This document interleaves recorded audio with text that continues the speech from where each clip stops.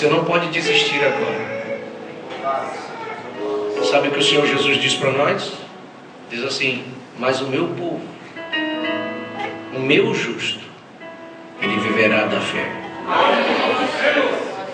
E se ele retroceder, a minha alma não tem prazer nele. E no versículo seguinte, Paulo se expressa e diz: mas nós não somos daqueles que retrocedem para a perdição, mas nós somos daquele que vai adiante para a conservação da alma. Eu estou incluído nisto, você também? Vamos chamar o pregador aqui, pastor José Granja, e tenha liberdade nesta noite de usar da palavra, como usou ontem. Nós fomos abençoados ontem, amém? Seremos hoje também. Amém. Deus tem uma bênção para você hoje especial, e esta vem por sua palavra. Pastor Granja, para aqueles que não estavam ontem aqui, ele é da região de Itatiaia, no Rio de Janeiro. E ele tem um trabalho também no Pará, na cidade de Altamira, na Transamazônica. E tem também um trabalho, uma obra em Parintins, no Amazonas. E ele sempre está neste trajeto, do sul até o norte, que Deus colocou em seu coração. E eu vi, através do site, ele batizando várias pessoas no rio, naqueles rios da Amazônia. E ali tem também ovelhas e almas, águias de Deus que estão ali naquele lugar. E ele veio com alegria para atender o nosso desejo do nosso coração. Ele desejou estar conosco. Estou grande, que Deus te abençoe, possa estar com você. Amém. Deus possa colocar no seu coração a palavra que você pode falar. Amém. Obrigado, pastor Jorge. De fato, nós temos esse grande privilégio cada vez que nos reunimos. Por esse motivo, como disse Jesus Cristo, que todas as vezes que nós nos reuníssemos em seu nome, Amém. ele se faria presente. E o motivo é o nome, porém esse motivo é o que nos traz, nos tirando de nossas casas, nossas cidades, e enfrentando dificuldades pelo caminho. Todavia nós somos levados por esse motivo, desde a nossa casa até a presença dele. E eu creio que mais uma vez, como todas as vezes quando nós nos reunimos, o Senhor irá nos abençoar. Amém. De fato, nós temos tido um tempo maravilhoso. E mesmo, posso dizer mesmo em família, porque nós temos experimentado, cada um de nós, que um dia nós saímos do nosso lugar de nascimento, crescimento, e aqueles que não saíram tiveram a experiência daqueles que saíram. Quando creram ouvindo essa mensagem, eles saíram do meio dos costumes, das tradições de suas próprias famílias, para um costume maior e melhor, que é o costume da família de Deus. Amém. Não denegrindo ou fazendo menor dos costumes das famílias. Nenhuma família tem um costume, uma tradição melhor do que a família de Deus. Nenhuma família natural e terrena. Nós temos descoberto isto, que nenhuma das famílias na terra, desde a primeira, foi uma família perfeita. Em todas as nossas famílias temos pessoas más e boas, mas na família de Deus só tem pessoas boas. Não que a família de Deus seja uma família que tenha um privilégio maior do que as outras, as famílias terrenas, mas é por causa da família, que a família de Deus tem o Espírito de Deus, o Espírito Santo. Conforme disse Paulo aos Coríntios, que quando nós somos batizados pelo Espírito Santo, então nós fazemos membro, Deus nos faz membro de um corpo, E também disse ainda aos Gálatas que nós somos co-cidadãos dos santos, que formam a família de Deus. Temos sido, de fato, bem recebidos por todos vocês, através do pastor Jorge, e essa afinidade natural do nosso nascimento, tendo sido nascidos ali na Amazônia, então somente agora nós vimos nos encontrar. E através dessa mensagem, talvez, se não fosse essa mensagem, nós não nos conheceríamos. Imaginem vocês quando nós chegarmos ao céu. Vamos encontrar pessoas que nós não imaginávamos que ali chegariam. Aleluia!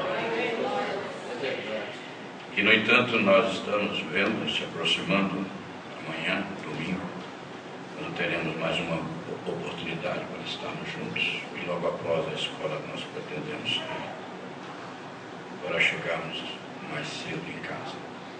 Todavia, vamos levar, com certeza, mais um sentimento de amor cristão no nosso coração. E, se o Senhor permitir, nós desejamos agora voltar. Amém. Vamos ler a Bíblia em Gênesis capítulo 3, versículo 24. Em Gênesis capítulo 3, versículo 24. E depois em Êxodo capítulo 25, versículo 10. Estas duas escrituras nós vamos usá-las para, com a ajuda de Deus, trazer um tema: o propiciatório. O propiciatório é o nosso tema, ao qual, creio, o Senhor nos inspirará para nós trazermos este assunto, que é muito importante para nossas vidas. Gênesis capítulo 3, versículo 24. E havendo lançado fora o homem, pôs querubins ao oriente do jardim do Éden, e uma espada inflamada que andava ao redor, para guardar o caminho da árvore da vida. Êxodo 25, versículo 10. Também farão uma arca de madeira de acácia.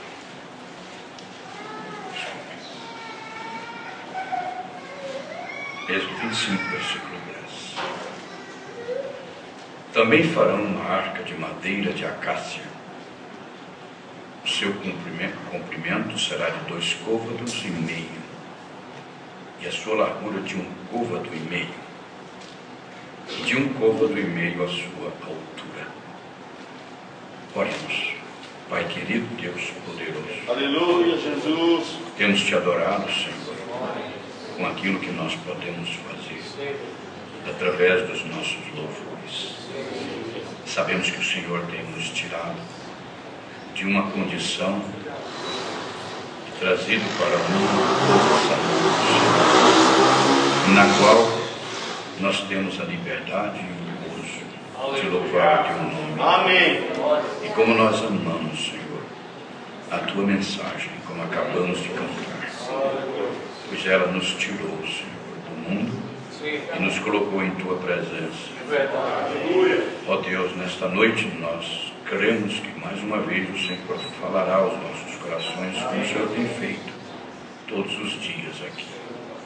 E agora nós pedimos, Pai, que a tua inspiração possa nos abrir o entendimento. E ao abrir-nos o entendimento, ó Deus, que os nossos corações possam aceitar a tua palavra, a tua voz, e encontrarmos na tua palavra, na voz do Espírito Santo, aquilo que a nossa alma clama, Senhor, ainda que nossas consciências não tenham dado ouvidos a este clamor. Em nome de teu Filho, Jesus Cristo, nós te pedimos. Amém. Aleluia. Sentados. Glória a Deus. O Senhor possa nos abençoar com a sua palavra. da qual nós tiramos esses dois versículos em Gênesis capítulo 3 e Êxodo capítulo 25. Em Gênesis capítulo 3, foi por ocasião em que o homem, depois de viver 1000 anos, o 7º dia de descanso, como a Bíblia fala, após Deus ter usado outros 6.000 anos, embora em Gênesis a Bíblia chamou isto de dias. É verdade. Sabemos, porém, que são dias mileniais. E esses 6.000 anos foram os anos em que Deus modificou a terra, tendo criado-a por mais de milhões de anos, ou milhares de anos antes. E agora Deus começa a modificá-la em preparação para colocar os seus filhos aqui na terra. E até hoje as pessoas, mesmo lendo ou ouvindo a pregação do Evangelho, ainda algumas não conseguem alcançar nisso tudo que Deus estava fazendo o seu objetivo. Comumente nós olhamos uma pessoa agindo, como diz a Bíblia, que Jesus fez como quem ia para mais longe, depois que chegou em Emaús, com os 2 discípulos. E nós sempre pensamos assim, mas nunca conseguimos perceber o que Deus quer e onde Ele vai, com as suas próprias atitudes. Mas aquela atitude de Deus de modificar a terra, muito embora o homem não estivesse ali ainda, e Satanás, pensando que estava satisfeito em ter politicamente conquistado 1/3 dos anjos do céu, ele observou Deus modificando a terra e ele pensou: posso trabalhar mais um pouco. E de fato, Deus estava preparando a terra para trazer a sua criação. Aleluia. E quando ele criou o homem, macho e fêmea os criou. Ou seja, 2 espíritos, na verdade. Um com a natureza feminina e o outro com a natureza masculina. Tinha Deus, como disse o profeta Malaquias, no capítulo 2, uma intenção, que se nós estivéssemos ali, como estamos hoje aqui, não perceberíamos, como também não percebemos hoje, quando Deus começa a agir. Mas, como disse o profeta Malaquias, que quando Deus fez ou criou 2 espíritos com diferentes naturezas, natureza feminina e natureza masculina, diz o profeta com a clara palavra o termo intentava. O profeta Malaquias pergunta: não fez ele um? E o termo fazer quer dizer formar, sobejando-lhe espírito, porque de fato ele havia criado 2 espíritos. Gênesis capítulo 1, versículo 26 e 27, a Bíblia diz: façamos o homem à nossa imagem e semelhança. 27 ele diz: e criou Deus, o qual é espírito, o homem, macho e fêmea, os, plural, criou. O profeta Malaquias se reporta a essa escritura Não, ele se reporta à seguinte escritura de Gênesis, capítulo 2, versículo 7. E formou o homem do pó da terra, soprando em suas narinas, e o homem passou a ser alma. A alma, ela é completamente espiritual. Porém, agora ele dizia vivente, que quer dizer nessa ou nesse mundo de terceira dimensão. E o profeta Malaquias estava dizendo, fazendo, melhor dizendo, uma pergunta. Não fez formando um corpo somente de um ou um corpo? E por que somente um? Sobejando-lhe espírito. Com esta escritura nós temos que aceitar que Deus colocou os dois espíritos no corpo masculino, vale a pena destacar isso. É verdade. De Adão. Todavia, naqueles 1000 anos, Adão viu o macho e a fêmea no reino animal. E segundo a Bíblia mesmo diz que Deus, olhando para Adão, viu que ele estava um tanto triste, porque ele via daqueles 1000 anos, que foi o 7º dia de descanso de Deus. Então ele observou que Adão, estando ali naqueles 1000 anos, ele estava triste porque não tinha uma companheira ou uma fêmea do seu lado. E então ali ele foi e criou ou formou. Para isso Deus fez Adão entrar em um sono profundo. Ora, nós estamos falando de linguagem figurativa e linguagem literal. Quando Malaquias disse não fez ele somente um, falando em uma linguagem literal, o que Deus realmente fizera.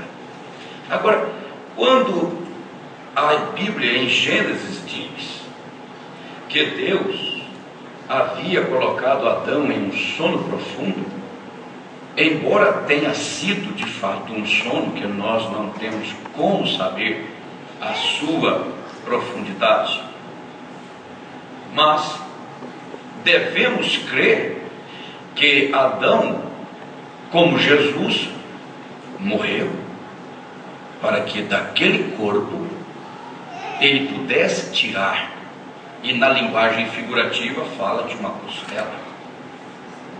E o mundo tem feito muitas, até anedotas e piadas dessa palavra tão divina como ela é. Porque de fato Deus fez com o mesmo que ele faria com o seu filho quando se manifestasse em forma humana. Tendo morrido Jesus na cruz do Calvário, ele aproveitou aquelas 38 horas e do corpo de Cristo, literalmente, ele tirou uma noiva. Amém. E literalmente, porque no aspecto, no âmbito espiritual, foi daquele corpo. Porque embora nós não tenhamos em nossos cromossomos e pelos testes da genética ou do DNA a mesma célula do corpo de Jesus Cristo, mas nós temos em nosso espírito a mesma filiação. Aleluia. Somos filhos de Deus, filhas de Deus, nesse dia que estamos vivendo. E quando o profeta Malaquias perguntou, ele perguntou fazendo uma pergunta, mas ele deu a resposta dizendo: porque Deus intentava ter na terra uma semente de piedosos. Uma semente. Isso nos leva ou nos força em nossa mente a aceitar embora não aceitemos, alguns não aceitam, em seus corações. E isso mostra como o mundo vive, o mundo religioso, digo. Porque o mundo religioso ouve a pregação do Evangelho genuinamente, por inspiração e unção divina, e até concorda, porque não pode discordar mesmo, mas não crê no coração. Por isso estou dizendo que quando nós olhamos para essa escritura de Malaquias capítulo 2, a partir do versículo 14, você vai encontrar que Deus intentava uma semente de piedosos. Logo ali nós vemos, nós descobrimos que Deus permitiu agora que houvesse duas sementes na terra. Disto nós não podemos fugir, ou seja, nós temos que aceitar, embora muitos não creiam. A segunda semente, ou a outra semente, foi aquela que também, através de uma linguagem figurativa, o mundo, não tendo a revelação do Espírito Santo, por isso mesmo não consegue crer e nem enxergar.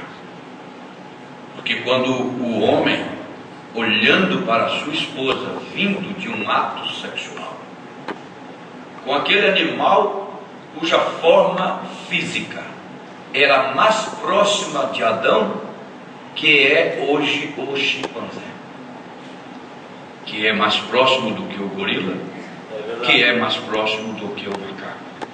Estou falando nessa ordem para vocês entenderem que o macaco está mais distante da forma humana do que o chimpanzé ou o gorila, e o gorila do chimpanzé. Todavia, se você tiver a oportunidade um dia de olhar bem de perto um chimpanzé, você vai ver que ele tem, exceto a cor e a ereção na sua postura, você vai ver que ele é quase um ser humano. Todavia, a Bíblia diz que este animal serpente, ele tinha uma forma física mais próxima do homem Adão. Prova tanto que a hemoglobina dele pôde ser misturada com a hemoglobina humana. E isto foi através de um ato sexual, embora as pessoas ainda pensem que foi maçã. Algumas pessoas, principalmente os religiosos. Um dia o irmão Brano, pregando uma mensagem, ele disse: vocês religiosos, se vocês não abrirem os olhos e verem na Bíblia Sagrada que não foi maçã e foi sexo, vocês vão chegar atrasados, porque um dia a ciência vai descobrir isso. E quando veio a descoberta, a pesquisa científica através, descobrindo a cadeia do DNA, então eles concluíram que há uma cadeia que está ausente nas cadeias de DNA. A mensagem eventos esclarecidos pela profecia nos dias modernos. O irmão Brana disse que o cachorro, ele tem uma cadeia de DNA, o cavalo outra, o bípede animal, 2 pés, tem outra, o quadrúpede, no caso o cachorro, o cavalo, o boi, tem outra cadeia, até que eles vão ficando mais poderosos, aqueles animais que foram criados no 6º dia, e o homem foi criado no entardecer. A diferença é que o homem tem uma alma e os animais não têm alma, têm apenas espírito. Por isso aquele animal serpente pôde, porque a sua cadeia ainda estava ali, numa ordem. Para você ter uma ideia do que eu quero falar, vamos fazer de conta que o cachorro ou a galinha, com 2 pés apenas, tem uma cadeia de DNA que está numa ordem de 45. O cavalo, com 4 patas, tem 46. E o homem, com 2 pernas, tem 48. Está faltando a cadeia de 47. Correto? E todos os animais vêm nesta ordem. 1, o 20, 21, 22, 23, 24, 25, 26, 27, 28, até o 48, que é o homem. Isso foi a ciência que descobriu, e o homem está acostumado, ele confia na descoberta da ciência, mas ele não crê na profecia da palavra de Deus. E aquele animal, ele foi desfeito em sua cadeia depois do pecado do jardim do Éden. Deus havia criado, na modificação da terra, por último ele fez um jardim e colocou o homem ali naquele jardim. E quando ele criou o homem, ele disse para o homem, quando ele criou, eu repito, quando ele criou o homem, ele disse para o homem, porém inimizade, ele disse, crescei, ou frutificai, e enchei a terra. Dois espíritos haviam sido criados, e muitas pessoas param aí, e não entendem que Deus imediatamente após a criação do homem com dois espíritos, ou com os dois espíritos, ele formou o corpo, porém só do masculino. E Adão viveu aqueles 1000 anos sem poder cumprir aquela ordenança. Estou falando de ordenança porque a ordenança é a palavra de Deus.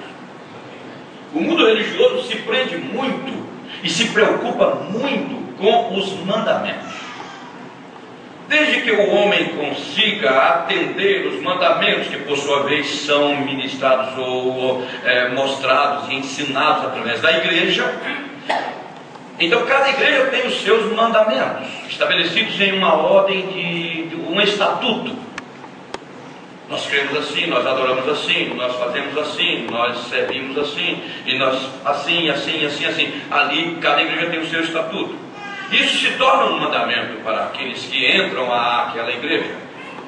E quando os homens, os religiosos, fazem isso, eles estão atendendo uma ordenança que eles creem que é divina.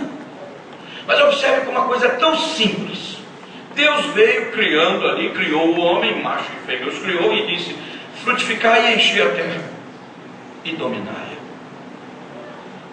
Apenas isto. O mundo não despertou ainda que ele, o homem, por 1000 anos não podia frutificar. E quando ele completou aquele 7º milênio, que foi os 1000 anos, o 7º dia, Deus trouxe daquele sono profundo a mulher que ainda não se chamava Eva. É verdade. Mas o homem se chamava Adão. Ele trouxe a mulher, e quando ele colocou os dois ali, ele disse outra palavra. Ele disse, não mais frutificar e encher a terra. Ele já havia dito 1000 anos antes. Agora ele diz, dê uma olhada nesse jardim que eu preparei para vocês. Eu plantei aqui todos os tipos de árvores frutíferas. Isso está assim, dessa maneira que eu estou lhes dizendo na Bíblia. E de toda a árvore frutífera, de todas, vocês podem comer. De toda a árvore frutífera, vocês podem comer. E depois eu penso e imagino, como disse o profeta William Branham, Malaquias capítulo 4, versículo 5, para aqueles que não sabem, Deus lhe prometeu há 2500 anos atrás um profeta para esse tempo, antes do grande e terrível dia do Senhor, segundo as Escrituras. E quando Deus manifestou esse profeta, o linguajar dele foi esse. Ele disse que Deus olhou para o Adão e disse, agora olhem para esse outro lado. E Adão virou-se, depois de ver a macieira, depois de ver o abacateiro, depois de ver o abricoque, depois de ver, estou mencionando, frutas que a ciência, não, a religião, está usando para justificar ou esclarecer o acontecimento do jardim do Éden. Então, ele foi e disse, agora olhem para aquele outro lado. Dê uma olhada no centro do jardim. Ali está no meio do jardim a árvore da vida. Voltemos um pouco rapidamente, e havendo lançado fora o homem, pôs querubins ao oriente do jardim do Éden, e uma espada inflamada que andava ao redor para guardar o caminho da árvore da vida. Ele disse, olha ali, a árvore da vida. Agora dá uma olhada mais para o lado. E eles olharam e viram a árvore do conhecimento do bem e do mal. Ah, nós pudéssemos encontrar pelo menos a árvore da vida hoje, como o mundo quer encontrar, eu creio que não ia ter condições de segurar a fila, controlá-la. Ninguém ia controlar a fila. Todos iam querer entrar na fila para pegar uma fruta, um fruto dessa árvore, árvore da vida. Assim como a árvore da vida diz em Apocalipse a palavra de Deus que era Cristo. Amém. E se era Cristo, ela era a árvore da vida, foi falada na linguagem figurativa. Aleluia. Mas de todas as árvores que Deus havia plantado no jardim do Éden, as naturais, delas, de todas as árvores, ele, Adão e Eva, poderiam comer. E se vocês observarem comigo, vocês vão notar que aquelas duas apenas, elas estavam ali não em uma ordem natural de terceira dimensão, mas elas estavam em uma ordem espiritual de sétima dimensão. Se nós pudermos olhar na Bíblia detidamente e cautelosamente, nós vamos entender isso. Adão, que não era pecador ainda, ele tinha condições de abrir os olhos e ver o mundo espiritual, o mundo de quarta, de quinta, de sexta, de sétima dimensão.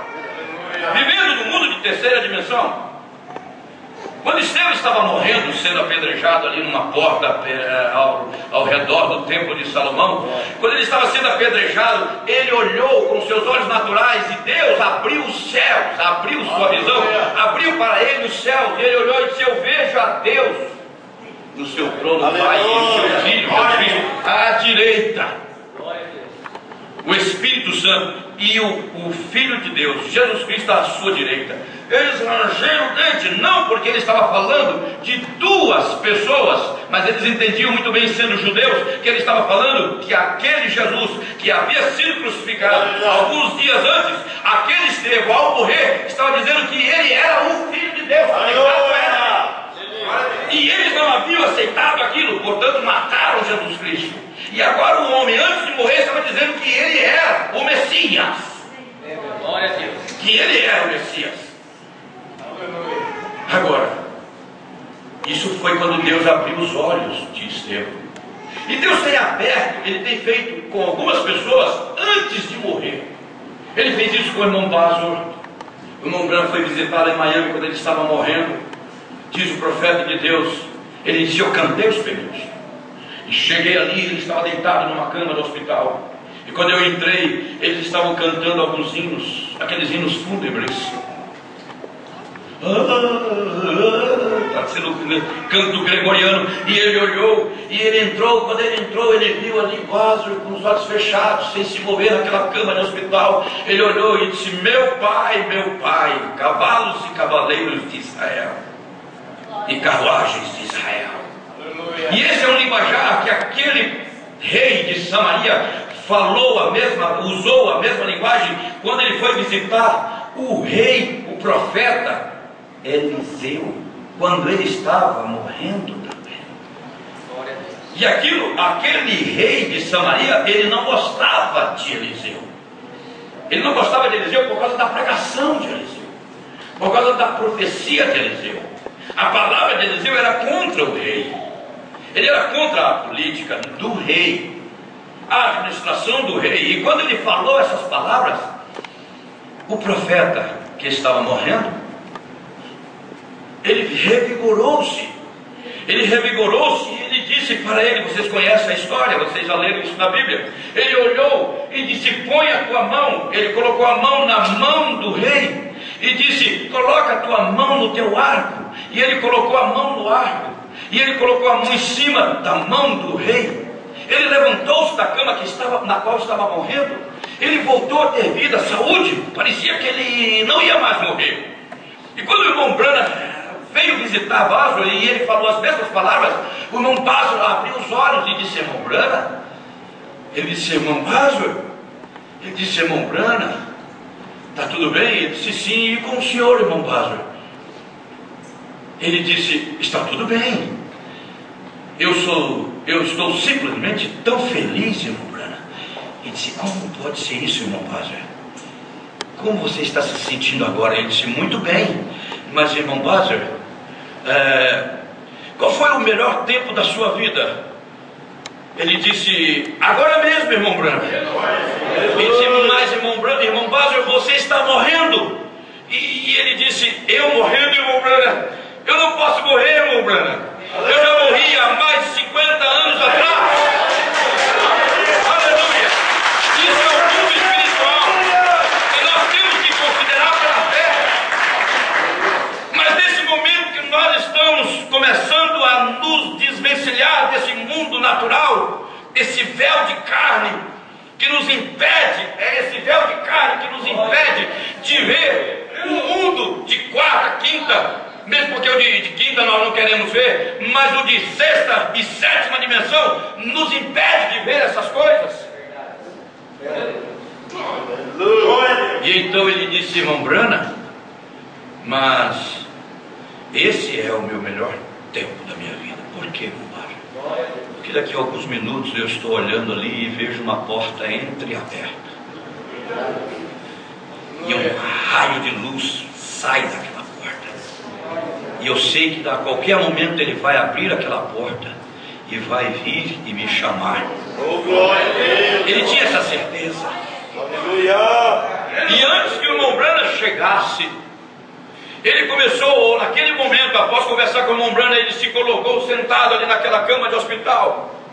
Quando já estava quase em coma antes do irmão Branham chegar, agora ele já estava sentado, ele começou a olhar para o lado, e ele disse: ô irmão fulano de tal. Aí apertava a mão, mas não apertava a mão de ninguém. Alguém dizia assim: se antes de morrer você está ficando doido, está ficando caduco, alguma coisa assim. E ele apertava a mão e dizia o nome, e as pessoas conheciam e sabiam que eram pessoas que haviam partido, mas que foram ganhas na campanha dele, pela pregação do Evangelho.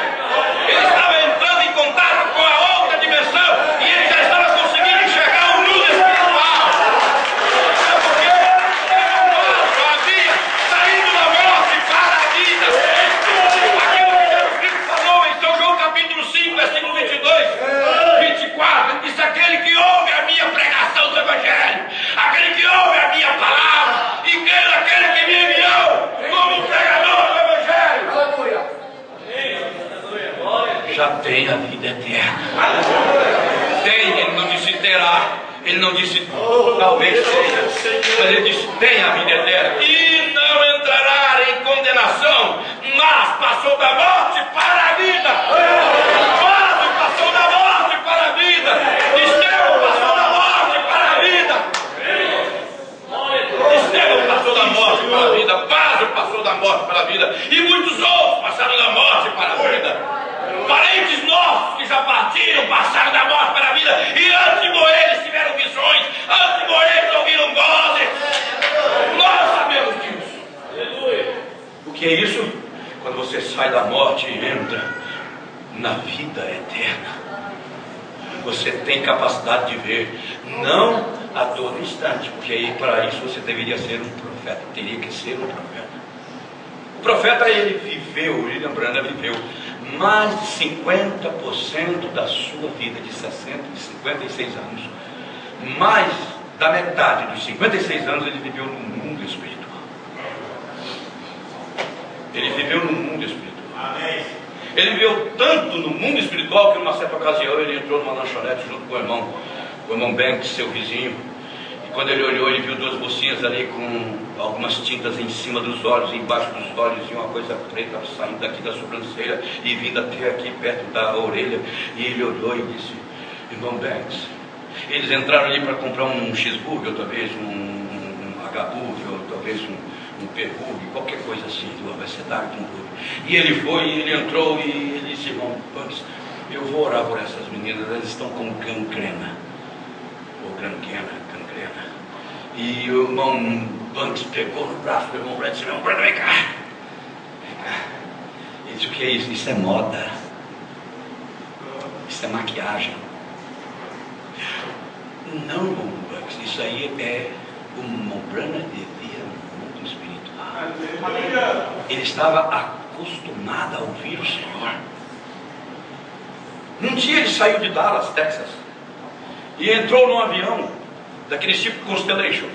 E ele subiu, houve uma tempestade na altura de Memphis. Memphis é uma cidade que fica no Tennessee, e ela fica entre Dallas e Louisville, Kentucky.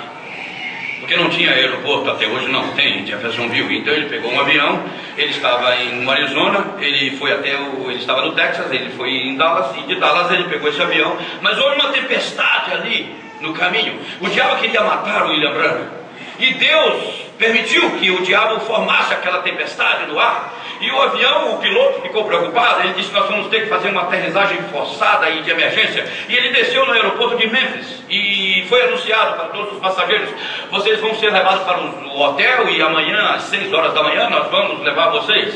E então ele saiu, ele ficou naquele hotel. O irmão Branham não tinha muito tempo para responder as cartas que lhes eram enviadas. E então naquele momento ele aproveitou aquela noite e ele escreveu muitas respostas e cartas que as pessoas mandavam para ele. Hoje é e-mail que nós recebemos, mas naquele tempo ele recebia cartas mesmo pelo correio. E ele começou a responder aquelas cartas, responder um montão de cartas. E no outro dia ele disse: eu vou sair mais cedo. Era 8 horas da manhã, desculpem. E ele disse: eu vou sair mais cedo e eu vou colocar essas cartas no correio, e eu vou depois eu volto para o hotel, a condução vem nos banhar, até que 8 horas nós estejamos lá e eu vou para casa novamente.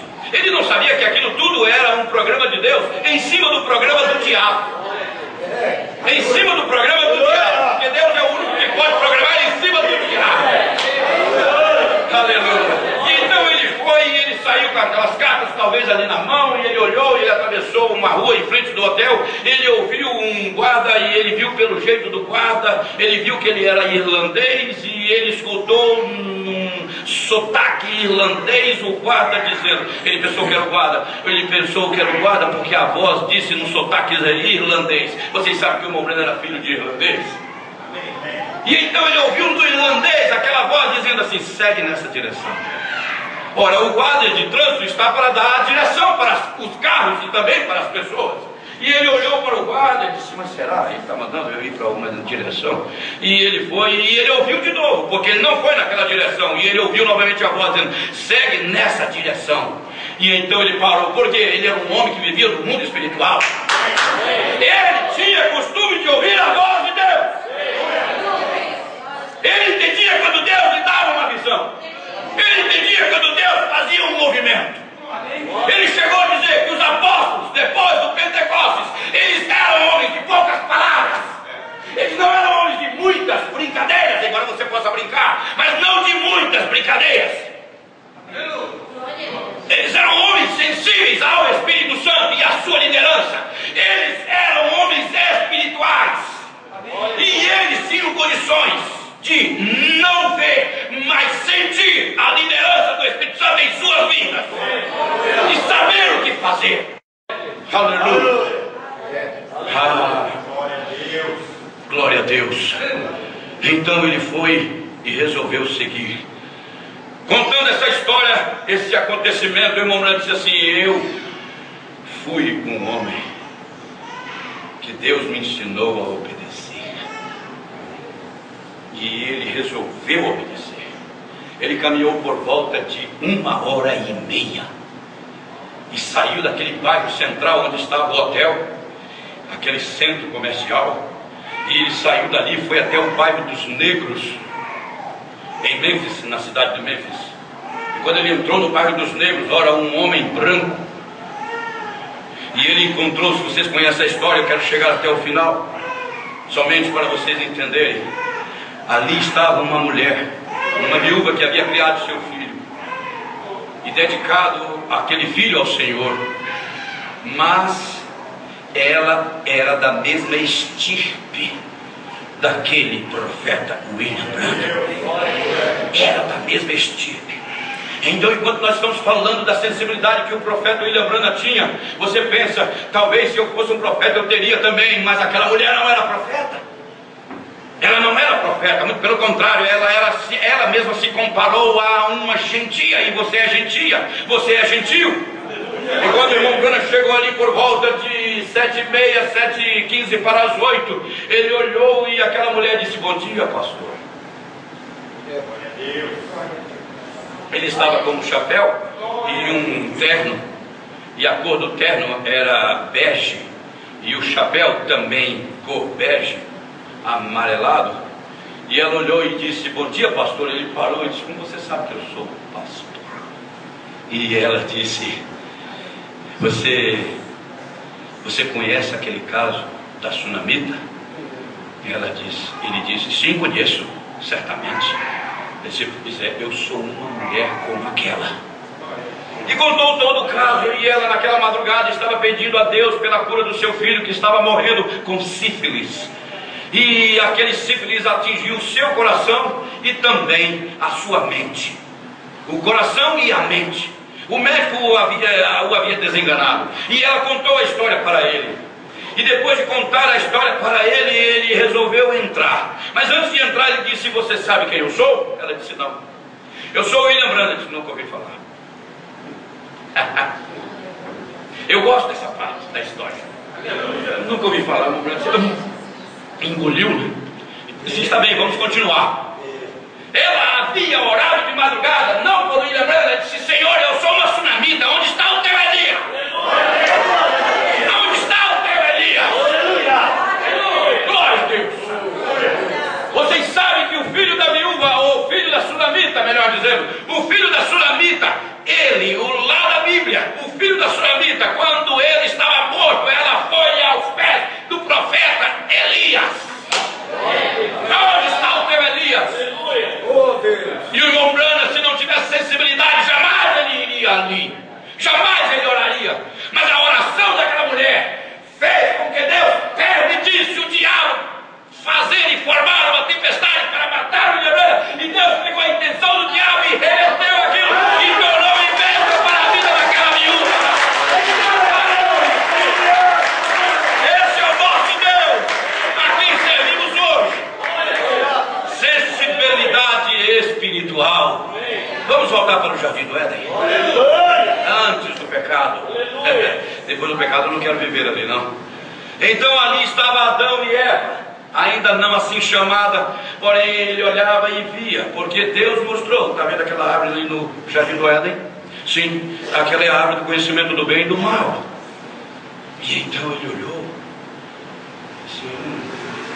Agora, se a árvore da vida é espiritual, ou seja, em nossa dimensão, ela só podia ser vista pela visão espiritual. Ou seja, para você entender o que eu quero dizer, existe a visão natural do sobrenatural e existe a visão sobrenatural do sobrenatural, ou melhor, do natural. Quando Jesus Cristo subiu o Monte das Oliveiras, Mateus capítulo 17, ele levou consigo Tiago, Pedro e João. E quando eles chegaram no topo da montanha, ou do Monte das Oliveiras, Jesus Cristo transfigurou-se diante deles. Eles olharam e viram seu rosto como o sol, sua veste branca, reluzente. E de repente eles olharam para a direita ou a esquerda, eles viram Moisés e Elias. A Bíblia diz que eles estavam conversando. Então não era natural, era realmente espiritual. Amém. Porém aquilo era uma visão natural do sobrenatural, porque Deus trouxe Elias, que não havia morrido, mas levado no carro de fogo, e Moisés, que embora tenha sido morto ou morrendo ali no Monte Pisga, Deus o ressuscitou, porquanto Satanás, disputando o corpo dele com Miquel, ele não pôde colocar a mão no corpo de Moisés, porque Deus o ressuscitou. A intenção do diabo era justamente pegar o corpo de Moisés e fazer um estrago na fé dos israelitas. É verdade. E eles viram ali. Por esta razão, Jesus Cristo, ao descer do monte, disse para eles: não conteis a ninguém esta visão, até que o Filho do Homem ressuscite dentre os mortos. Aleluia. Até que o Filho do Homem ressuscite dentre os mortos. Agora vamos lá. Ali no Jardim do Éden, quando Deus disse para Adão e Eva, já ela no seu corpo, Adão também no seu corpo, Deus disse para os dois: olha, aquele dali, aquela árvore, ele não disse aquele, mas agora você está, pela graça divina, com uma mensagem que te faz, que te permite entender que era o diabo, mas não a serpente. Ele estava em espírito, era Lúcifer. Era Lúcifer, o mesmo que tinha conquistado pela política um terço dos anjos. E agora ele estava ali, com todos os seus planos para serem executados. E ele estava ali, porém Adão podia ver esse mundo espiritual. Você não pode ver os anjos aqui no nosso meio, mas você deveria crer. Amém. E eu posso dizer para vocês que eu me sinto inspirado e ungido enquanto estou aqui nessa plataforma. Como nós ouvimos ontem, para aqueles que estiveram aqui, o profeta William Branham disse que esse é o momento em que o pregador chamado e enviado por Deus não pensa para falar. É o único momento que o ser humano, o homem, não pensa para falar, porque enquanto você está pensando, se você não fala, eu não conheço teus pensamentos, mas se você fala, eu venho saber o que você pensou. Mas nesse momento o pregador não pode ter seus próprios pensamentos, mas ele tem que pregar os pensamentos de Deus, os quais, ele vivendo a mente inspirada, eles vão e confirmam essa palavra que também foi por ele mesmo, inspirada na mente e na mão daqueles escribas que escreveram a Bíblia Sagrada. Aleluia! Então Adão, naquela condição de vida eterna, ele podia olhar e ver o mundo de terceira, de quarta, de quinta e de sexta dimensão e de sétima dimensão. E ele viu Lúcifer. Ele viu Lúcifer andando para um lado e para o outro. Mas ele tinha vida eterna ainda. Então quando ele foi ali, e no dado momento ela largou a mão de Adão. E enquanto ela estava sozinha, aquele Lúcifer entrou na serpente. Veio o primeiro dia de companheirismo, uma prova bíblica de que ela falava normalmente. As pessoas não acreditam que a serpente falava, mas eles têm que ver o papagaio falar, sem boca. Tem bico, não tem boca, e fala. As pessoas não acreditam, mas ali estava a serpente conversando com ela, com certeza sobre os passarinhos, sobre o raiar do dia, sobre o entardecer do dia. E ela já não estava mais andando com o marido, o Adão. Ela estava fora. Você deve se lembrar, eu peço que vocês se lembrem daquele mandamento antes dos 1000 anos, o 7º dia, quando Deus disse frutificar e encher a terra. Ele sabia que ele ia fazer aquilo, ele ia ter os seus filhos, e um deles, o primeiro, seria de fato Abel. E então ele foi e começou a olhar, e ele falou ali, querida, ela disse sim. Ele disse, você viu a árvore do conhecimento do bem e do mal? Você viu Lúcifer aí? Você aceita isso ou não? É a Bíblia que está dizendo para nós. Ele não era pecador, ele era perfeito, ele tinha vida eterna. Diz a Bíblia que ele não precisava trabalhar para comer. Ele tinha o poder da palavra falada, da qual nós nos ressentimos. E por causa disso, em vez de ficarmos pela fé esperando esse momento chegar em nosso meio, nós saímos por aí criando alguma doutrina nova para trazer uma novidade e tentar segurar as pessoas, enquanto nós queremos nos projetar como sabe tudo dentro dessa mensagem. Mas aquele homem conhecia todas as coisas, não precisava cursar uma faculdade de física, de química, de biologia, de matemática, de nada dessas coisas. Ele era simplesmente perfeito. Ele tinha condições de olhar o mundo espiritual, e teve um momento que ele não viu o espírito de Lúcifer. Quando ele podia ver o mundo espiritual, ele não vendo o espírito de Lúcifer, ele perguntou, talvez, vamos fazer um quadro hipotético, mas ele tem respaldo nas escrituras, suporte na Bíblia Sagrada. E ele perguntou talvez para a esposa, dizendo, querida, você viu Lúcifer por aí? Ela disse, não.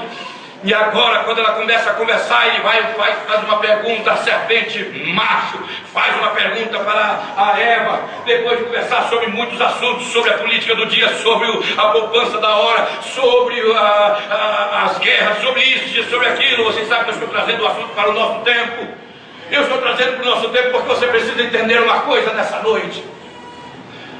Ainda que seja uma pessoa que você conheça muito bem, ainda que seja um bom amigo seu, um irmão, uma irmã. Foi assim que Deus disse. Palavra de Deus, um mandamento divino. Foi assim que Deus disse: não comereis de todas as abacateiro, goiabeira, abacaxi, baixinho, macieira. Foi assim que Deus disse. A Bíblia tinha dito, a Bíblia diz que Deus olhou para Adão e Eva e disse: está vendo aquela árvore? Tá? Nela nunca toca, nem coma do seu fruto. Aí está, nunca foi maçã. Era um assunto sobre o parágrafo da mensagem, sobre segunda-feira de Cristo, sobre ressurreição isolada, sobre batismo do Espírito Santo, sobre perdão de pecados. Isso tudo é Bíblia Sagrada. Deixa o Espírito Santo te falar. Não converse sobre essas coisas. Isso não vai te adiantar em nada. E então ele foi e disse para ela, serpente macho, Lúcifer, não tendo alma, agora ela foi almada e se tornou desalmada, usando o nosso linguajar para as pessoas más. Nós não dizemos assim das pessoas que são ruins. Aquele homem é sem alma, aquele homem não tem alma, ele é desalmado, aquela mulher é desalmada. Mas aquela serpente, enquanto era desalmada, ela era um bom animal. Todavia, depois que ela foi almada pela entidade Lúcifer, então ela se tornou uma serpente cuja representação é satânica. E então ele foi e disse, foi assim que Deus disse, de todas as árvores não comereis. E Eva entrou no assunto da Bíblia Sagrada, entrou no assunto da mensagem, entrou no assunto, se sentou à mesa como nós fazemos hoje, como alguns de nós fazemos hoje. Como a mulher disse, ela nunca deveria ter parado para conversar aquele assunto. Ela nunca deveria ter parado para conversar aquele assunto. Sob a desculpa de companheirismo, porque nós temos a mesma fé. Nós temos visto isso no nosso meio.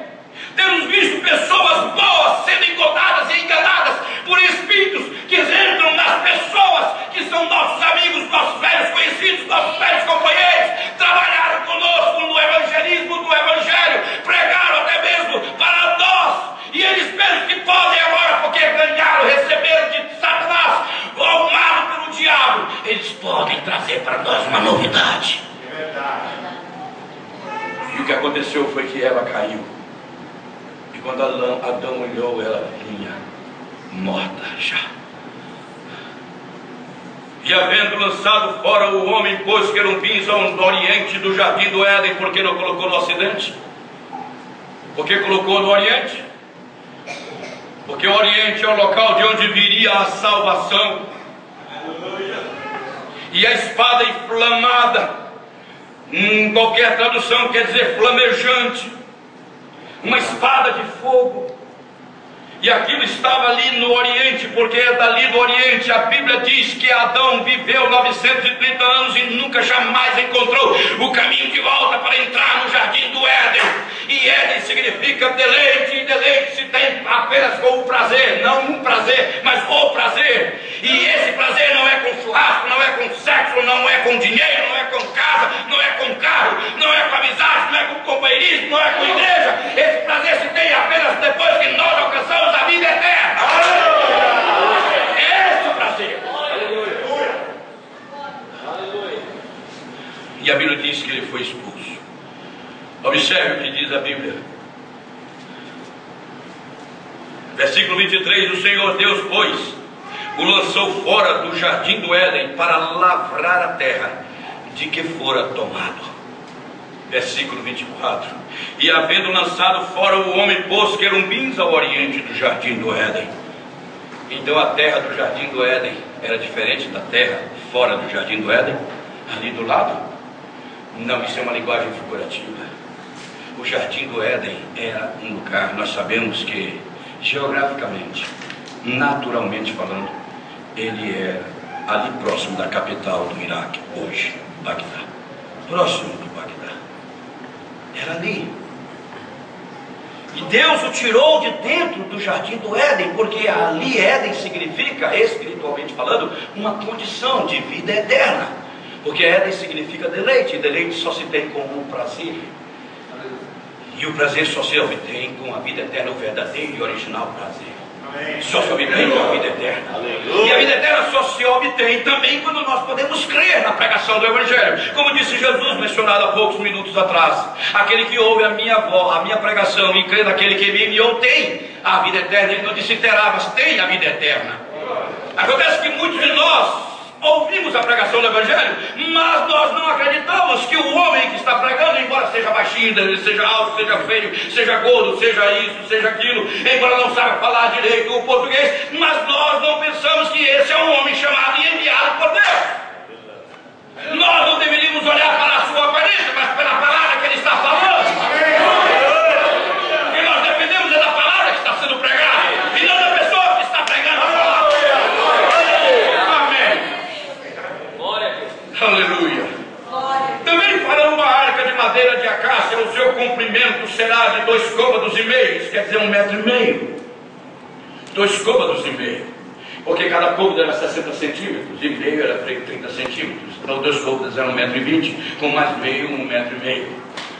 2 côvados e meio de comprimento, e a sua largura de 1 côvado, quer dizer que seria então de 60 centímetros de largura. Você pode imaginar na sua mente?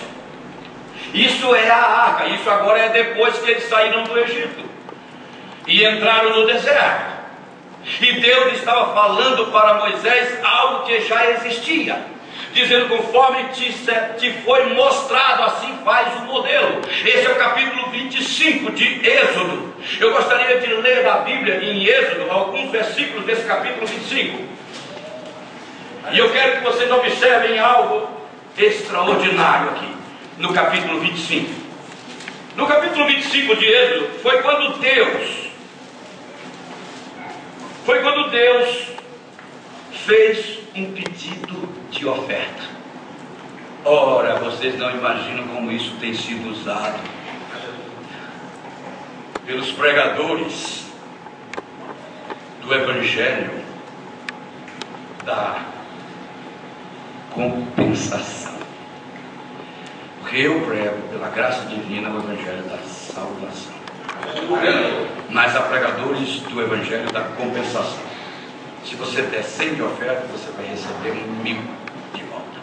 O Senhor te abençoar e tudo. E eles buscam nas Escrituras versículos e capítulos inteiros e acontecimentos para fundamentar e respaldar seus temas. E enganam as pessoas, porque as pessoas prosperam de fato na vida, mas não alcançam a salvação. Bom, e nós ouvimos um Evangelho de salvação. Amém? Desde o capítulo 25. Então falou o Senhor a Moisés, dizendo: fala aos filhos de Israel que me tragam uma oferta alçada de todo homem cujo coração se mover voluntariamente, dele tomareis a minha oferta alçada. E esta é a oferta alçada que tomareis deles: ouro, prata e cobre, e pano azul, e púrpura, e carmesim, e linho fino, e pelos de cabras, e peles de carneiro, tintas de vermelho ou tinta vermelha, e peles de texugos, e madeira de cetim, e azeite para a luz. Ele já estava dizendo, porque ele já havia mostrado o modelo lá no céu do tabernáculo. E ele disse, e madeira de cetim, e azeite para a luz, e especiarias para o óleo da unção, e especiarias para o incenso, e pedras sardônicas, e pedras de engaste, pedra para o éfode, e para o peitoral, e me farão um santuário, e habitarei no meio, não dele, do santuário, mas deles, do povo. Porque o santuário, o tabernáculo, chamado depois, posteriormente, de Moisés, era, na verdade, um modelo que Moisés havia visto em uma visão do tabernáculo no céu. Aleluia. Agora observe esse versículo aqui: conforme tenho tudo o que eu te mostrar para modelo. Conforme tudo o que te mostrar para modelo do tabernáculo e para modelo de todos os seus móveis,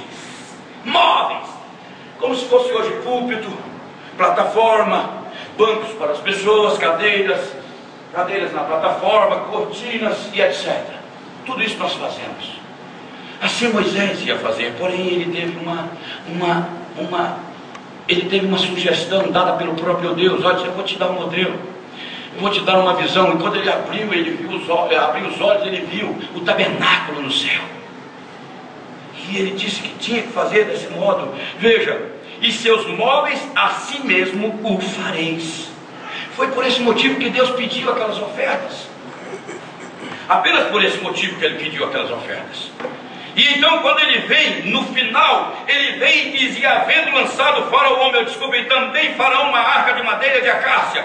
O seu comprimento será de 2,5 côvados, e a sua largura de 1,5 côvado, e de 1,5 côvado a sua altura. No versículo 11 ele diz: e cobre-la de ouro puro, por dentro e por fora. A madeira de acácia é a mesma madeira de golfer, é uma madeira de péssima qualidade para um marceneiro. Porém, para um que queria ser representado pela sua fragilidade no corpo humano, mas pela sua glória e força e poder, pela parte de fora revestido, porque Jesus Cristo era frágil, ele se tornou o mais moribundo dos homens. Ele era frágil em seu corpo humano, em sua manifestação, como a madeira de acácia. Depois que ela foi usada por Noé no dia do dilúvio, Deus mandou que ele betumasse por dentro e por fora aquela arca que ele havia construído. E aqui é uma outra arca. A primeira arca representava Jesus Cristo, que foi betumada. Com que ela foi betumada? Com petróleo, irmão Granja, sim. Mas o que ele misturou com aquele petróleo? Com uma essência tirada de uma outra árvore, não árvore de acácia. Leia a Bíblia e as instruções que Deus deu para Noé. E então aqui estamos, no nosso dia, no nosso tempo, vendo algo maravilhoso. Vejam como seria ela: 1,5 metro de comprimento, 60 centímetros de largura e 60 centímetros do chão, sendo de 90 centímetros ou 60 centímetros de altura. E veja, e depois ele diz assim: e cobri-la de ouro puro por dentro e por fora, e cobrirás, e farás sobre ela uma coroa de ouro ao redor. Você pode imaginar? Me ajudem por favor, enquanto Deus está nos dando, não para mim, mas para todos nós, a inspiração. Vamos imaginar, e todos nós vamos conseguir enxergar o quadro. Moisés viu o modelo, mas agora Deus está falando para Moisés, para ele dizer aos artífices, àqueles que iam trabalhar na obra da casa do Senhor, e no seu móvel. E então ele tinha que fazer aquela arca de 1,5 metro de comprimento, 60 de largura e 60 de altura do chão. Veja bem, e ela era uma caixa, apenas uma caixa, chamada porém pela Bíblia de arca. E ao redor uma moldura, como uma moldura, porém aquilo era uma coroa. Era uma coroa. E cobre-la de ouro por dentro e por fora, e farás sobre ela uma coroa de ouro ao redor. Depois porás na arca, na parte de dentro da caixa, no interior da caixa. Depois porás na arca o testemunho que eu te darei. Observe o verbo no futuro. Eu te darei. Ele fez o tabernáculo e também fez os móveis do tabernáculo antes da lei dos 10 mandamentos, das 2 pernas da lei. Eu te darei. Veja, também farás um propiciatório. Esse é o nosso assunto e nós já temos que encerrar por causa do horário. Nós estamos vivendo na 3ª dimensão ainda, dependemos do nosso relógio. Temos que voltar para casa, amanhã nós queremos voltar aqui, amém? Então ouçam isso agora. Também farás um propiciatório de ouro puro. O seu comprimento será de 2,5 côvados. Você observou?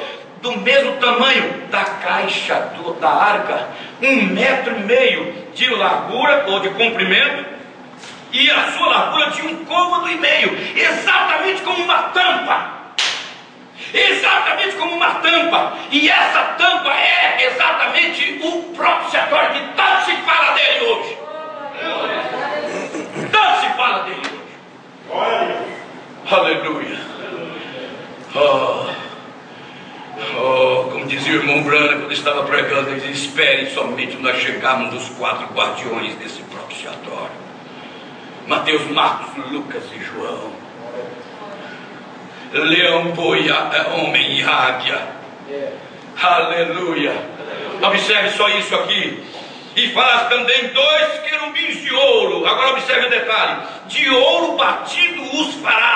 Os querubins não eram, nem tampouco o propiciatório era de madeira, mas era de ouro puro, nas 2 extremidades do propiciatório. Farás também 2 querubins de ouro batido os farás nas 2 extremidades do propiciatório. Farás um querubim na extremidade de uma parte, e o outro querubim na extremidade da outra parte, de uma só peça com o propiciatório. Uma peça somente, não podia ser emendado com cola, não podia ser emendado com nada. Por quê? Porque esses 2 querubins estavam em cima do propiciatório, que era a tampa. Todavia, eles ficavam na ponta de 1,5 metro uma parte e na outra parte, do outro lado. Vocês estão imaginando o quadro? Então ali estavam aqueles 2 querubins. Suas asas, diz aqui a Bíblia, que elas tinham que estar em direção à ponta, com as suas asas para a frente. Eu vou ler e vocês vão imaginando o quadro, amém?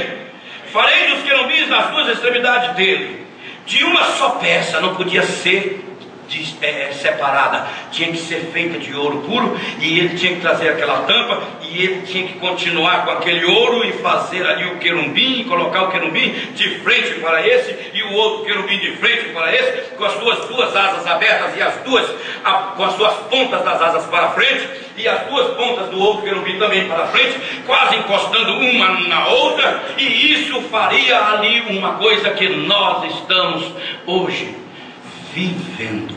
vivenciando, e nunca observamos, alguns de nós, na própria Bíblia Sagrada. Observe: farás um querubim na extremidade de uma parte, e o outro querubim na extremidade da outra parte, de uma só peça com o propiciatório. Farei dos querubins nas 2 extremidades dele. Versículo 20: os querubins estenderão as suas asas por cima, cobrindo com elas o propiciatório, as faces deles uma de frente para a outra. As faces estarão voltadas para o propiciatório, para a tampa. O que essa tampa é? Tem que ser feita da mesma peça também os querubins. E porás o propiciatório em cima da arca, depois que houveres posto na arca o testemunho que eu te darei. De novo ele fala do testemunho, que seria as tábuas da lei. E o porás o propiciatório em cima da arca, que é a tampa, depois que houveres posto na arca o testemunho que eu te darei, e ali virei a ti e falarei contigo de cima do propiciatório, entre os 2 querubins, e as asas dos querubins, e sobre o propiciatório promovia uma sombra. Por muitos anos eu me perguntava o que o profeta Davi ou Salomão quis dizer: a sombra do Altíssimo. E hoje você está sabendo, hoje você ficou sabendo de uma coisa: a sombra do Altíssimo é ser favorecido pela propiciação que só é feita no propiciatório. Isso quer dizer que a sombra do propiciatório para mim e para você é agora mesmo. Isso está a sombra do Altíssimo. Essa sombra, ela é promovida através das 2 asas daqueles 2 querubins. Não é a mesma coisa de Gênesis capítulo 3, versículo 24: e havendo lançado fora o homem, pôs querubins ao redor, ao oriente do jardim do Éden, e uma espada inflamada que andava ao redor para guardar o caminho da árvore da vida. A vida era Cristo, e Cristo viria dos céus orientais, do lado oriental nessa terra, e o querubim estava no lado oriental. Por quê? Porque se Adão quisesse voltar, sendo agora pecador, ele não poderia entrar, porque ali estavam 2 querubins. Ali estava uma espada inflamada, que era a palavra de Deus, e continua sendo até hoje. Meu irmão, minha irmã, a pior coisa que pode existir para um homem é tocar nessa palavra, nesse ensinamento, e tentar fazer com interpretação uma modificação, e tirar com isso o sangue que está no propiciatório. Porque o que seria de nós se não houvesse sangue no propiciatório? Aleluia! Sangue no propiciatório é a propiciação. E propiciatório é um lugar de misericórdia. Então ali há um lugar de misericórdia. Glória a Deus. o profeta, 1955, você terá uma tampa em cima desta caixa. Como eu gosto dessa linguagem simples e direta. Você terá uma tampa em cima dela. Será um lugar de misericórdia, e todas as leis descansarão nele. Mas antes, você esparcirá o propiciatório com sangue. A lei que estava dentro da caixa, da arca, fala de julgamento. Mas entre a lei e a congregação havia algo para a divindade ficar em seu lugar. E falarei, veja bem, e ali virei a ti e falarei contigo de cima do propiciatório, do meio dos dois querubins que estão sobre a arca do testemunho. Tudo que eu te ordenar para os filhos de Israel, dali eu falarei contigo, Moisés. Dali no propiciatório, entre os dois querubins, não há outro lugar. Agora ele continua, o profeta continua dizendo: você vai aspergir com sangue, e a lei fala do julgamento. Mas entre a lei dentro da arca e a congregação havia algo para a atividade. Era o local chamado propiciatório, ficar em seu lugar, tipo de Cristo, entre a ira de Deus e o julgamento no inferno. No dia em que dele comer, certamente morrereis. No dia em que dele comer, certamente morrereis. Aleluia. Aleluia. Quando Adão pecou, Paulo bem disse: o homem não caiu, mas a mulher sendo tentada caiu. O homem decidiu ir para o inferno. Quando o irmão Brana pregou a mensagem, Jó, o servo de Deus, falando sobre Jó, que estava sem nenhuma esperança de vida, não tinha mais nada, nem mesmo seus próprios filhos. Sua esposa desanimou completamente da igreja e da mensagem, e chegou a dizer para ele: amaldiçoa e morre. Ele disse: tu falas como, não sendo, porém, uma louca. E ele continuava ali. Os 3 diáconos da igreja vieram acusá-lo de ser um pecador secreto. É aquele homem e mulher que comete pecados e não deixa que ninguém veja, mas no seu coração ele está errado com Deus. Mas Jó sabia que não era um pecador secreto, e quando eles lhe acusavam de ser um pecador secreto, ele olhava para o holocausto que ele havia feito ali ao lado. Ele viu as cinzas ali ao lado. Ali naquelas cinzas, antes das cinzas, estavam algumas madeiras. E ali sobre aquela madeira ele havia colocado um cordeiro.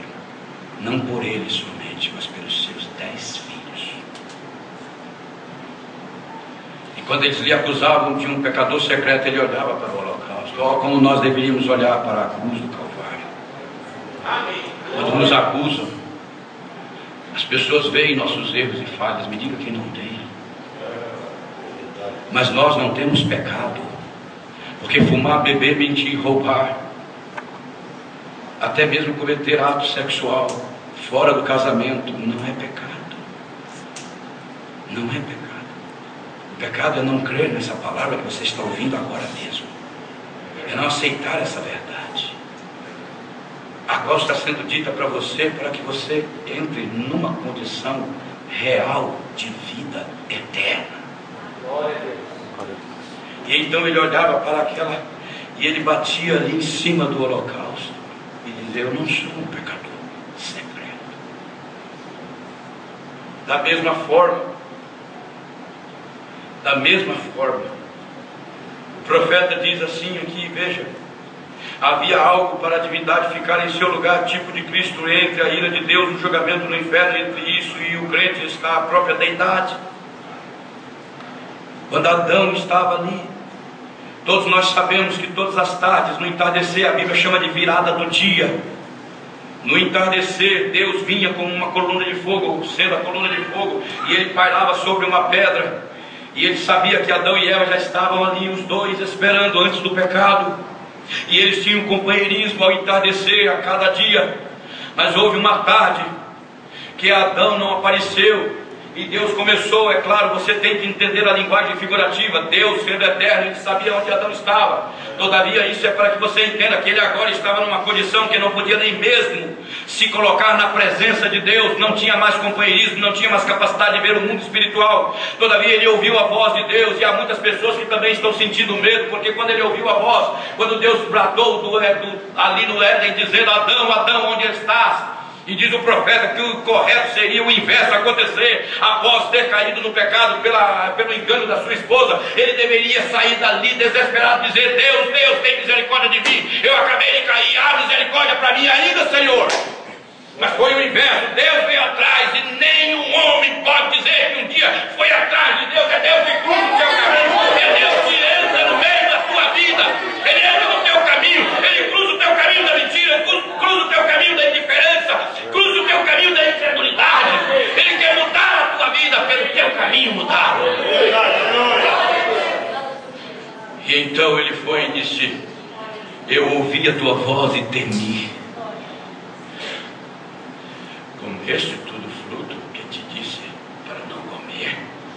A mulher que me deste, como mudou.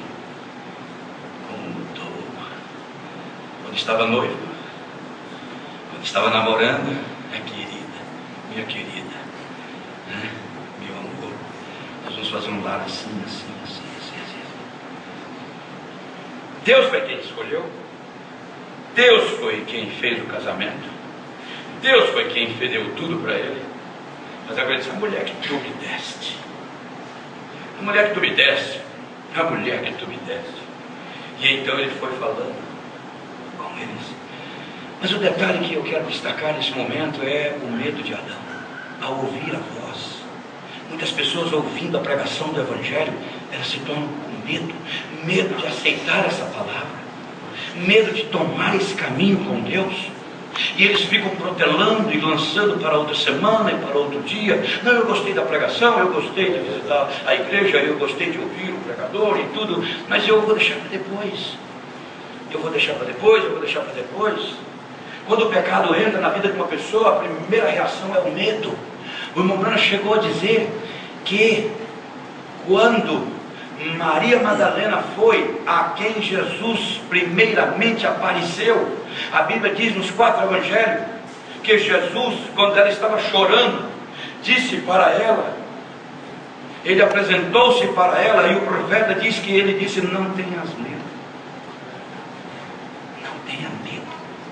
Ela olhou e disse, pensando que ele era o hortelã, e disse: onde tu puseste o meu Senhor? Não sabia ela que era ele que já havia ressuscitado. E ele foi e disse para ela: Maria. Da mesma maneira que ele falava, nesse momento ela reconheceu que era a voz do Espírito Santo falando para ela. Oxalá nós pudéssemos, ao ouvir esse sermão que estamos ouvindo agora, reconhecer que é a voz do Espírito e não de um homem que está falando para os nossos corações. Porque há um propiciatório que foi modelado para representar o que Jesus Cristo veio fazer ali no Calvário. E o lugar de misericórdia agora espiritualmente era no teu coração, no meu coração. Mas o sangue de Jesus Cristo continua lá diante da palavra que disse: no dia que dele comer certamente morrereis. Entre o julgamento, a lei de Moisés, a palavra de Deus desde o princípio do jardim do Éden, no dia que dele comer certamente morrereis.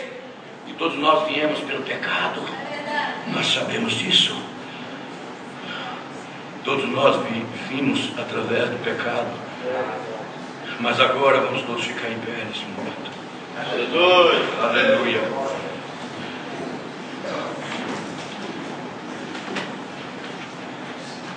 Jesus Cristo diz para Maria Madalena: não temeis. Sabe por quê? Ele tinha voltado da morte. Quando Adão tinha saído da vida eterna e estava agora como mortal, ele temeu. Mas agora Jesus Cristo vinha da morte, vencendo. E ele pôde dizer para Maria Madalena: não tenha temor. O que você está temendo nessa noite? Nós sentimos insegurança física, sentimos insegurança para o futuro. Mas se nós tivermos essa vida eterna, através da fé, nós não vamos viver uma vida preocupada.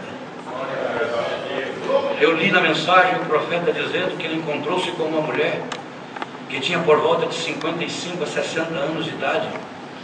E ele considerava, ele olhava para ele, ela tinha apenas 30 anos no máximo, 28 a 30 anos.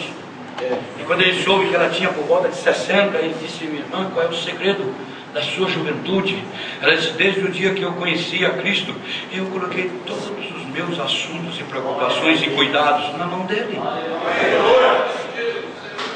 Acontece que nós conhecemos Jesus Cristo, colocamos nas mãos dele e depois continuamos atrás dele. Senhor, tu já resolveu isso? Senhor, tu já resolveu aquilo?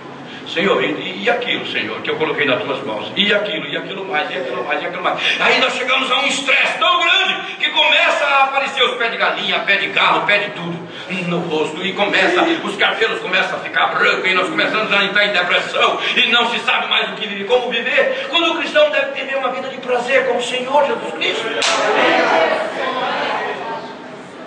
A lei era um juiz, diz o profeta, a lei sentenciava, mas a expiação estava entre a confissão do crente. Você quer confessar a ele como teu sumo sacerdote? Nesse lugar de propiciatório, dali entre os dois querubins, sobre a tampa daquela caixa, o propiciatório, eu falarei contigo, e Deus está falando conosco, através desse sangue derramado há 2.000 anos atrás. Aqui está o meu e o teu coração, um lugar de misericórdia. Ele quer entrar na tua vida com a sua misericórdia, mostrada e demonstrada ali no Calvário 2.000 anos atrás. Ele quer perdoar os meus e os teus pecados. A lei diz, ela vem, ela é o juiz. Ouçam novamente. Ali estava o julgamento na arca, pronto para ir adiante, mas quando o fazia não podia, pois havia uma expiação de pé entre ele e o crente vinha e aceitava Cristo, a sombra e o tipo, derramado o sangue, aspergido sobre o propiciatório. Então ele alcançava a misericórdia e poderia ir embora se regozijando, porque ele estava livre do julgamento. Portanto, agora nenhuma condenação há para os que estão em Cristo Jesus, que não andam segundo a carne, mas segundo o Espírito. E quando o homem sabe que ele morreu para as coisas do mundo, e aqueles que estão em Cristo Jesus e andam conforme o Espírito Santo, e não nos caminhos deste mundo pecador, não há nenhuma condenação para ele.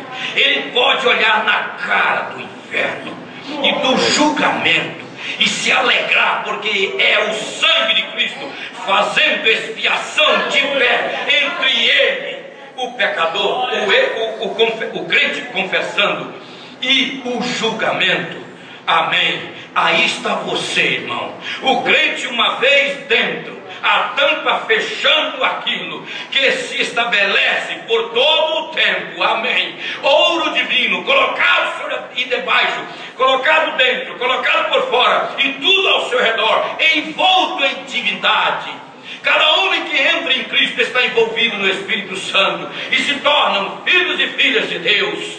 Notem, colocou uma coroa sobre ele. Por quê? Ele era o rei. O que é essa coroa de ouro? O que é essa coroa de ouro em cima de uma caixa significa? Significava isto aqui. 2 pontos. Com o ouro colocado sobre ele, a humanidade foi coberta com ouro. Sangue aspergido em cima dele. Uma coroa fazia isso.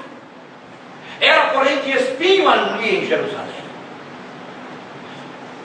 E ele, em seu corpo natural, terreno, não terreno mais humano, em seu corpo humano, em forma humana como eu e você, ele era essa arca de madeira de acácia. Mas aquele ouro por dentro e por fora era aquele sangue, por causa daquela coroa de espinho que o homem colocou ali, cravejada na sua cabeça. E aquilo penetrou. Eu tive a oportunidade de pegar um espinho desses que foram feitos há 2.000 anos atrás, do mesmo tipo que foram feitos, que fizeram a coroa, que colocaram na cabeça dele. E quando aquilo foi colocado na cabeça dele, aquilo começou a derramar sangue, e ele foi coberto daquele sangue. Ouça o que disse o profeta. Ele diz, significa isto aqui, com ouro colocado sobre ele. A humanidade foi coberta com ouro, sangue aspergido em cima dele, e uma coroa fazia isso, produzia o sangue ser aspergido sobre ele. Que tipo perfeito de Cristo e sua divindade, e também o tipo perfeito do seu amor. Ele veio ao mundo e colocou-se sobre a humanidade, a sua igreja, seus crentes. Após isso, ele aspergiu o seu próprio sangue e salva quem quiser crer nele. E dois anjos de ouro batido e as asas apontadas uma a outra no propiciatório, aonde cada crente vem confessando seus pecados para receber a reconciliação por seus pecados. Lá estava ele, olhe para ele agora. A coroa de ouro faz isso representar o que? Cristo. Sim. Quando Cristo estava aqui na terra, ele foi coroado com uma coroa de espinho para derramar o sangue. Isso mesmo. Mas todo crente que vem através desse sangue derramado, puxa para fora esta coroa de espinhos e o coroa com glória de louvores e honra. Passa a viver uma vida santa, uma vida dirigida e conduzida pelo Espírito Santo. Não mais conduzida pela esposa, não mais conduzida pelo marido, não mais conduzida por uma igreja, não mais conduzida por um empregador, mas conduzida pelo próprio Espírito Santo. Todo crente que vem a ele tira, arranca, puxa para fora esta coroa de espinhos e o coroa com a glória de louvores e honra. Todo crente que passa em sua presença, aceita este sangue da sua testa, pressionado aqui com espinhos, e lhe coroa de glória e de louvores e de majestade, como Rei dos Reis, como curador, como alfa, como ômega, como o início e o fim, como o conselheiro, o príncipe da paz, o Deus forte, Pai da eternidade. Amém. Com as nossas cabeças curvas, amados irmãos, com os nossos olhos fechados, vamos pensar nessa tipologia desde o jardim do Éden. Tinha que ser daquela medida, porque aquilo tinha que representar a ele. Tinha que ser com ouro fino, porque aquilo tinha que representar a sua glória. Tinha que ser depois que o testemunho, ou seja, a lei, fosse colocada dentro da arca. Tinha que ser depois disso. Oh Deus, nós te agradecemos tanto.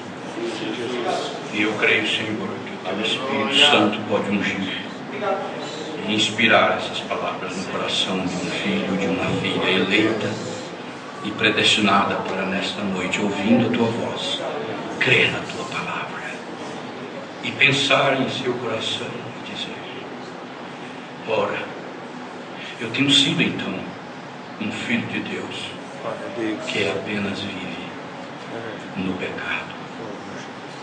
Mas aqui está uma propiciação para mim.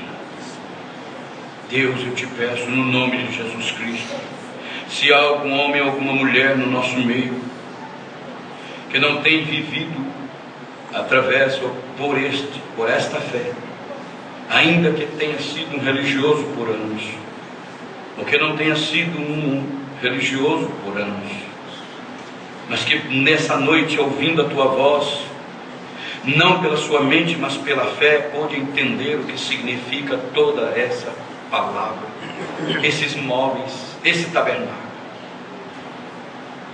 mostrando desde o jardim do Éden que aquela salvação do Senhor ali no Calvário viria um dia.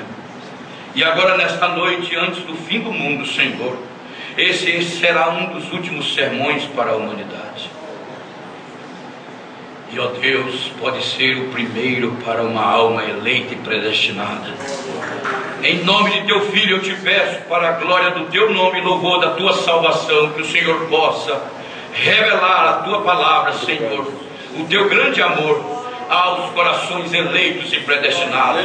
Em nome de Jesus Cristo nós te pedimos e agradecemos, Pai. Amém. Amém. Deus abençoe cada um de vocês, irmãos.